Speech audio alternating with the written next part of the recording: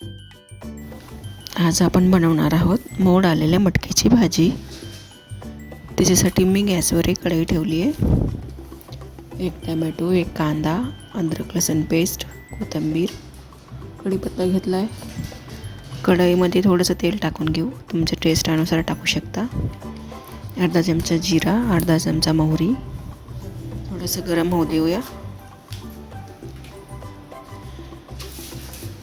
हे बघा, मोहरी जिरा थोडासा गरम झाला आहे। त्यामध्ये आपण एक कांदा टाकून घेऊया। कांदा मी बारीक कट करून ठेवला आहे अगोदरच।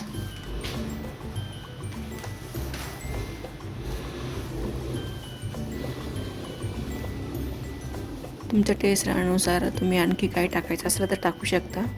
भाजी एकदम टेस्टी बनते। हा बघा, मी कांदा टाकून घेतला आहे। कांद्याचा 2 मिनिटं कलर बदलल्यानंतर अद्रक लसूण पेस्ट 1 चमचा, ते पण चांगली मिक्स करू। हे बघा, चांगली मिक्स झाली आहे। मी थोडासा कढीपत्ता आणि एक टोमॅटो टाकते।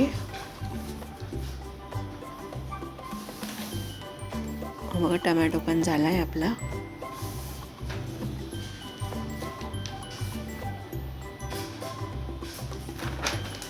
त्यामध्ये आता काही मसाले टाकून घेऊ। हळदी पावडर, लाल मिर्च पावडर 1 चमचा।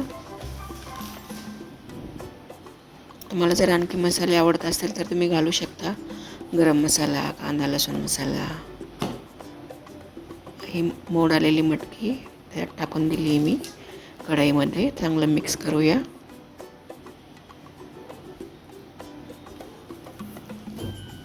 मटकी चांगली मिक्स झाली आहे। त्यामध्ये 2 चमचे मी शेंगदाण्याचा कूट घातला आहे। शेंगदाणे भाजून मिक्सरमध्ये फिरवून त्याला बारीक केलं आहे। अर्धा चमचा मीठ घातलं आहे। चांगलं मिक्स करून त्यामध्ये 1 ग्लास पाणी घालूया। तुम्हाला जर सुकी भाजी आवडत असेल तर तुम्ही सुकी पण ठेवू शकता। हे बघा, मी 1 ग्लास पाणी टाकलं आहे। चांगलं मिक्स करून 5 मिनिटं झाकून ठेवूया। थोडीशी कोथिंबीर घालते वरून। आजचा व्हिडिओ कसा वाटला मला कमेंटमध्ये ज़रूर सांगा। व्हिडिओ थोडासा जरी आवडला असेल तर माझ्या चॅनलला सबस्क्राईब करा। ही बघा, आपली भाजी एकदम रेडी आहे। आपण तिला एका वाटीमध्ये सर्व करूया। मटकीची भाजी एकदम टेस्टी आणि हेल्दी, पौष्टिक पण असते। एकदा ही रेसिपी जरूर ट्राय करा। 10 मिनिटात बनणारी भाजी रेडी। थँक्यू।